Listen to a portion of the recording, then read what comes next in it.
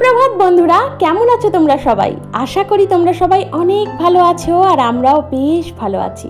আমি বিউ আর আমার সাধারণ ঘরকন্যা চ্যানেলের আবারও একটা নতুন ব্লগে তোমাদের সকলকে জানাই মিষ্টি ওয়েলকাম। তো চলো তোমাদের সাথে নিয়ে শুরু করে দিই আজকের নতুন ব্লগ। মাথার উপরে নীল আকাশ, তার মধ্যে মেঘের শোভা আর সূর্যটা উঠছে, তার সেই রোদটা পড়েছে মেঘের ওপরে। আর দেখো আকাশের সৌন্দর্যটা যেন কয়েক গুণ বেড়ে গেছে। তো ছাদে উঠে হাঁটাচলা করেছি, একটু আর কি ব্রিদিং এক্সারসাইজ করেছি, তারপর কিন্তু চলে গিয়েছিলাম নিচে গিয়ে ঘরের বাইরের সমস্ত বাসি কাজ আজকে কমপ্লিট করে নিয়েছি, নিয়ে কিন্তু স্নানটাও সেরে নিয়েছি। স্নান টান সেরে মোটামুটি কিছু কাচাকুচি ছিল, তো সেই সমস্ত কিছু কাচাকুচি করে নিয়েছি। আর গতকালের ভিডিওতে তো তোমরা দেখেছো আমি একটু বাপের বাড়ি গিয়েছিলাম, আসলে ষষ্ঠীতে তো যাওয়া হয়নি, সেই কারণে গতকাল গিয়ে আর কি খুব জুটি আনন্দ করেছি। ভাই বোনের সাথে একসঙ্গে খাওয়া দাওয়া, যত মনের কথা সমস্তটাই কিন্তু খুব আনন্দের সাথে করে বাড়ি এসেছি। আর দেখলে তো ওই কটা জামা কাপড় ছিল, তো সেগুলো আর কি কেচে ধুয়ে ছাদে মেলে দিলাম। তারপর নিচে চলে এসেছি। আমার থাকে ছোট্ট একটা স্কিন কেয়ার, তোমরা প্রত্যেকেই জানো আমি ওই হাবজিগুবজি বিশেষ কিছু ইউজ করি না। তো ওই চুলটাকে ভালো করে আঁচড়ে নিলাম, আর তারপর মুখে আর কি দিয়ে নিয়েছিলাম একটু সানস্ক্রিন। আর তারপর এখন দেখো সিঁদুরটা দিয়ে নিচ্ছি মাথায়। আর সিঁদুর মাথাতে দিই, আমার হাতের নোয়াতে দিই, আর আমার গলার কণ্ঠিতে কিন্তু একটু সিঁদুর দিই। তো এই গলার কণ্ঠি, মাথার সিথি আর হাতের নোয়ায় সিঁদুর পরবার সময় কিন্তু কিছু বিশেষ মন্ত্র আছে, সেগুলো বলেই কিন্তু আমি সিঁদুরটা পরি আর কি। তো তোমাদের সাথে একদিন আমি সেটাও শেয়ার করব অন্য কোনো ভিডিওতে। তো সিঁদুর টিঁদুর পরে দেখো উপরে চলে এসেছি, এসে এখন ঠাকুরের পুজোটাও সেরে নিচ্ছি। আসলে কি বলতো, আজকের এতটা তাড়াতাড়ি সেটার কারণ হচ্ছে মেয়ের আজকে স্কুল আছে। স্কুলে হচ্ছে তোমার ফার্স্ট সেমিস্টারের জন্য যে ফর্ম ফিল আপ করতে দিয়েছিল সেটা কিন্তু আজকে জমা নেবে। সেই কারণে বলেছে যে স্কুল শুরু হবার কিছু আগে, মানে 10 থেকে 15 মিনিট আগে ওদের স্কুলে যেতে, তো গিয়ে সেই মানে অফিসে ওদের যোগাযোগ করতে। তো সেই কারণেই বলতে পারো যে টাইমে স্কুলে বেরোয় তার থেকে কিন্তু আজকে একটু আগেই বেরোবে। মোটামুটি ওই 10টায়, মানে একদম কাটায় 10টায় ও বেরিয়ে পড়বে, কারণ এমনি সময় 10টা 20-তে এরকম সময় বেরোয়। যেহেতু স্কুলটা বাড়ির থেকে অনেকটা দূরে নয়, মোটামুটি কাছে, তার উপরে গাড়িতে করে যায়, অসুবিধা হয় না। তো এদিকে দেখো ওপরের পুজোটা সেরে আমি নিচে চলে এসেছি। আমার ঘরেও জানো তো ঠাকুর আছেন, তো এই আলমারির মধ্যেই আমি রাখি তাকে। তো সেভাবে ধূপ টুপ দিয়ে সকাল সন্ধ্যা ধূপ দিই, ঘরের আর কি জল ছিটা দিয়ে ঠাকুরকে ধূপ দেখিয়ে চলে যাই একদম আমাদের মনসাতলায়।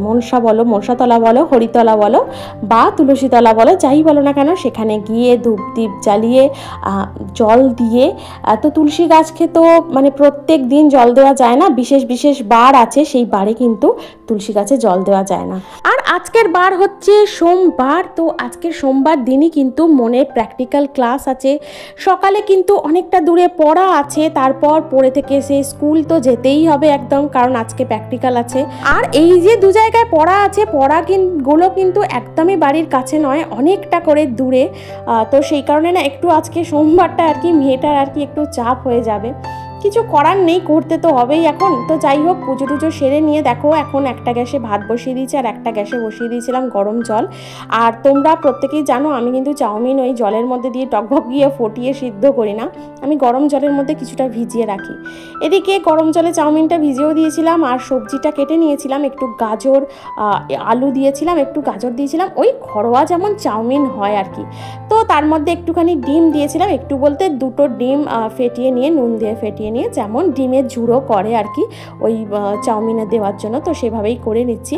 তো ডিমটা যেন তো চাউমিনের সাথে মেশাবো না, কারণ হচ্ছে এর একটাই কারণ হচ্ছে মেয়েটা স্কুলে এই টিফিনটা নিয়ে যাবে। এবার ও যদি বলে যে ডিম দিয়ে দাও তাহলেই দেবো, নয়তো ওরটা আর কি ডিম ছাড়াই তুলে দেবো। আসলে অনেকটা বেলার দিকে খাবে, তো মানে ধরো না খেতে খেতে ওই 1:40 পৌনে 2 এরকম তো বাজবেই। তো সেই কারণেই আর কি ডিমটা আলাদা ভেজে আর কি রেখে দিয়েছি, মনেরটায় শুধু মেশাবো না। আর এদিকে দেখো চাউমিনগুলো কতটা ঝুরঝুরে হয়েছে দেখেছো, মানে একদম কিন্তু একটার সাথে একটা লেগে নেই, একদম একদম ঝরঝরে। আর এদিকে সয়া সস, নুন, একটু হালকা মিষ্টি সমস্তটাই দিয়েছি। আর ওদিকে সবজির মধ্যে আছে গাজর, আলু, পেঁয়াজ, এটাই। আর ক্যাপসিকাম জানো তো মন দিতেই দিল না, চাউমিনে বললো ক্যাপসিকাম দেবে না, মানে বারণ করেই গেছে। যাই হোক ক্যাপসিকাম দিইনি, কারণ ওটা দিয়েছি দেখলেই হয়তো বলবে আমি আর টিফিনটা নেবো না, মানে চাউমিন আর নিয়ে যাবো না। যাই হোক ওর জন্য করছি, সবাই মিলেই আমরা আজকে জলখাবারে আর কি এটা খেয়ে নেবো আর কি। চাউমিন এক ঝামেলায় মিটিয়ে দেবো, ওকেও টিফিনে দিয়ে দেবো, আর আমি আর মনের বাপি আছি, দুজনে এটাই খেয়ে নেবো। তো এদিকে দেখো আমার চাউমিনটাও আর কি রেডি হয়ে গেছে। এদিকে ভাত বসিয়ে দিয়েছি, সেই ভাতের গ্যাসটা দেখো এখন অফ করা, মানে ভাতটা তখন কিন্তু অফ করে রেখেছিলাম কিছুক্ষণ, আর এখন দেখো আবার একবার গ্যাসটা জ্বালিয়ে ভাতটা বসিয়ে দিয়েছিলাম। ভাতটা পুরোপুরি রেডি। এখন কিন্তু করে নেবো মাছের ঝোল। তো মাছের ঝোলটা না আজকে একটু অন্যরকম করব, আদা জিরে বাটা দিয়ে যেমন করি ঠিক তেমন নয়, একটু অন্যরকম করব। আসলে আলুগুলো একটু মাংসর যেমন আলু হয় না একটু ডুমো ডুমো বড় বড়, ওই সাইজের আলুগুলো আজকে কেটেছি। আর এই মাছগুলো দিয়ে আলু দিয়ে একটু ওই দম টাইপের করবো, জানো তো বেশ ভালো লাগে খেতে। একটু গরম মশলা দিলে বেশ টেস্টি হয় জানো তো এই মাছের ঝোলটা। তো এদিকে দেখো মাছগুলো বেশ লাল লাল করে, আর মাছ জানো তো আমার লাল লাল করে না ভাজলে কিন্তু একদম খেতে ইচ্ছা করে না। তো যেমন ভালো করে ধুই মাছ, তেমনই ভালোভাবে লাল লাল করে মাছ ভাজি। এদিকে দেখো মাছগুলো সমস্তটাই লাল লাল করে একদম কড়া কড়া করে ভেজে নিয়েছি। তারপর আর কি একটা মুড়ো ছিল, সেই মুড়োটা ভেবেছিলাম আর কি ডাল দিয়ে করব, নয়তো কোনো একটা চচ্চড়ি করব। তো সেভাবে আর ডালও হচ্ছে না, চচ্চড়িও হচ্ছে না, মানে এটা না দুদিন আগেই যে মাছটা কেনা হয়েছিল সেই মাছটা, তো সেই কারণে ডাল হচ্ছে না, কোনো চচ্চড়িও করছি না। তো সেই কারণে মুড়োটা আজকে ভাবলাম যে তরকারির মধ্যে দিয়েই দিই। তো এদিকে দেখো কড়াইতে যে যতটুকু তেল ছিল মাছ ভেজে, তার মধ্যেই জিরে, একটু তেজপাতা ফোড়ন দিয়ে পেঁয়াজগুলো দিয়ে দিলাম। দিয়ে পেঁয়াজগুলোকে ভালোভাবে না মানে আর কি ভেজে নিয়ে একটু পেঁয়াজের রঙটা চেঞ্জ হয়ে যাবে, মানে হালকা সোনালি সোনালি কালার আসবে, তখনই ওই আদা রসুন টমেটো পেস্টটা দিয়ে দেবো। দিয়ে ভালোভাবে কষিয়ে নিয়ে নুন লঙ্কা হলুদ এগুলো তো কমন মশলা, এগুলো তো দিতেই হবে প্রত্যেক রান্নায়, তো সেটাই দিয়ে আর কি বেশ ভালো করে কষিয়ে নিলাম যতক্ষণ না তেল ছাড়ে। তো তেল দেখা এখন ছেড়ে গেছে, মোটামুটি মশলাটা ভালো করেই কষানো হয়ে গেছে, তাই জল দিয়ে দিলাম। দিয়ে এবার আলু আর মাছটা দিয়ে চাপা দিয়ে গ্যাসটা আস্তে করে আর কি ফুটতে দেবো। তো এর ভিতরে না আলুটাও সিদ্ধ হয়ে যাবে, আর মাছের আর কি যে তরকারিটা মানে যে দম মতোটা সেটাও কিন্তু রেডি হয়ে যাবে, আর দুর্দান্ত খেতে হয়। আজকে এই করেছি, আর ভাত আর হচ্ছে তোমার একটু পেঁপে সিদ্ধ করে নিয়েছিলাম, মনের বাপি প্রথম পাতে ভাত খাবে বলে।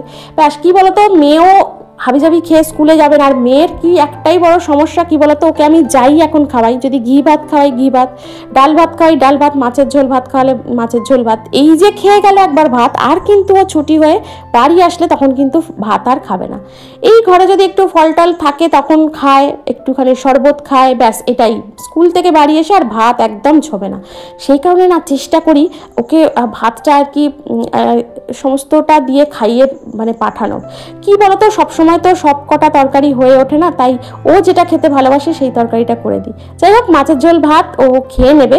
এদিকে দেখো ভাতও বেড়ে নিয়েছিলাম, আর মাছের ঝোল কিন্তু ভাতের ওপর দিয়ে দিয়েছি, দিয়ে একটু ঠান্ডা করতে দিয়েছি, দিয়ে এবার ভাত মাখিয়ে ওকে খাইয়ে দেবো। এদিকে মন কিন্তু একদম খেয়ে দিয়ে ড্রেস পরে রেডি, মনের বাপি মনকে ছাড়তে যাবে। আর এদিকে আমার তরকারিটাও এই যে দেখো এখন নামিয়ে নেবো।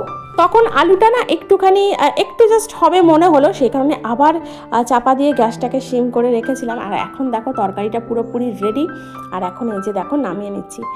আর এই যে দেখো মন বেরিয়ে পড়ছে ওর বাপির সাথে, আর দেখছে ওর একটা বান্ধবী আসার কথা আছে, ও আসছে কি না, আসলে ওকে ফোন করে বলেছে যে আমি তোর সাথে যাব আজকে।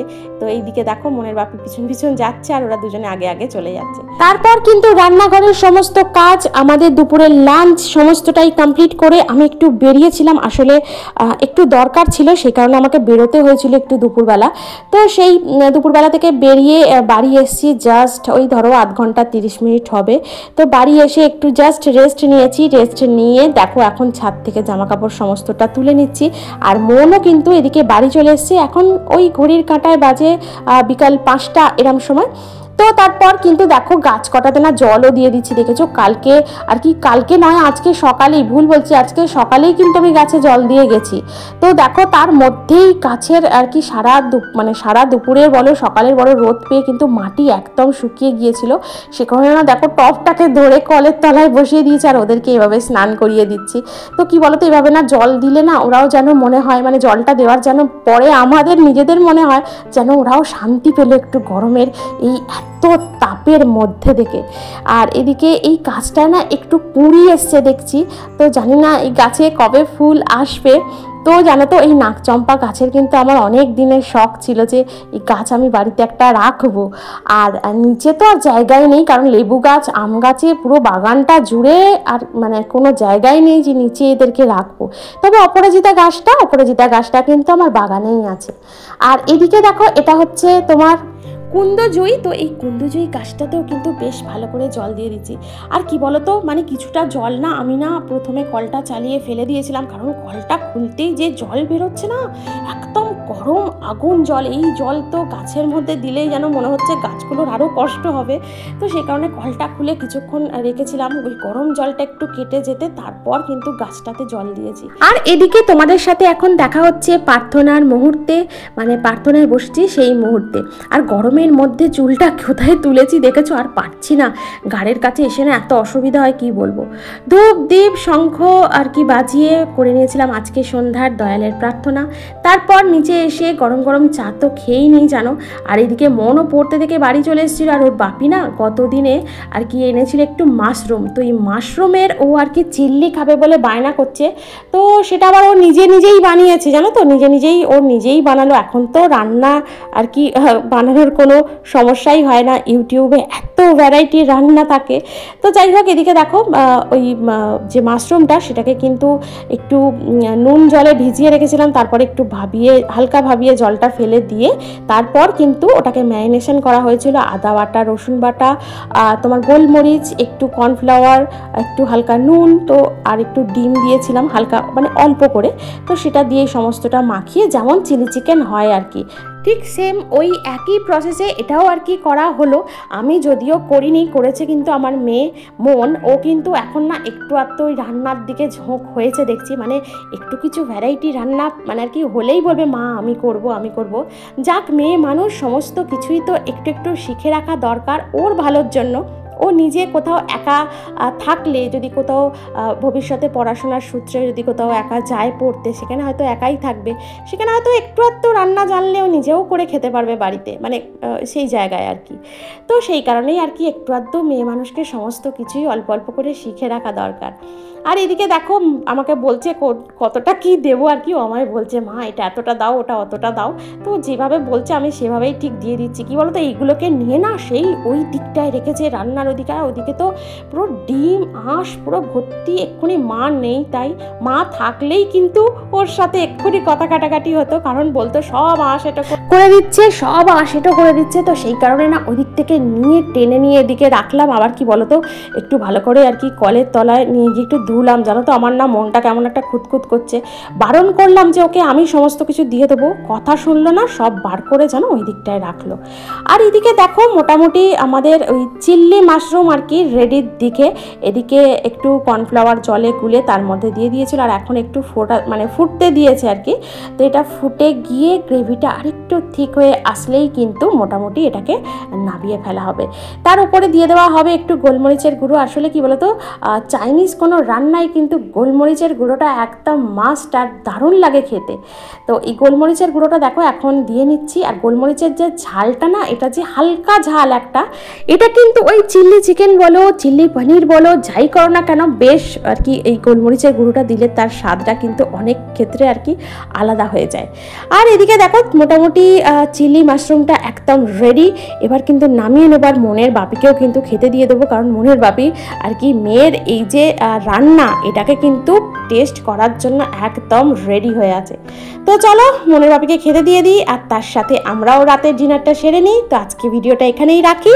তোমাদের যদি ভালো লেগে থাকে অবশ্যই একটা লাইক করো, কমেন্ট করো, আমার চ্যানেলটিকে সাবস্ক্রাইব করে আমার পাশে থেকো। দেখা হচ্ছে পরবর্তী ব্লগে। ভালো থেকো, সুস্থ থেকো, টাটা, গুড নাইট।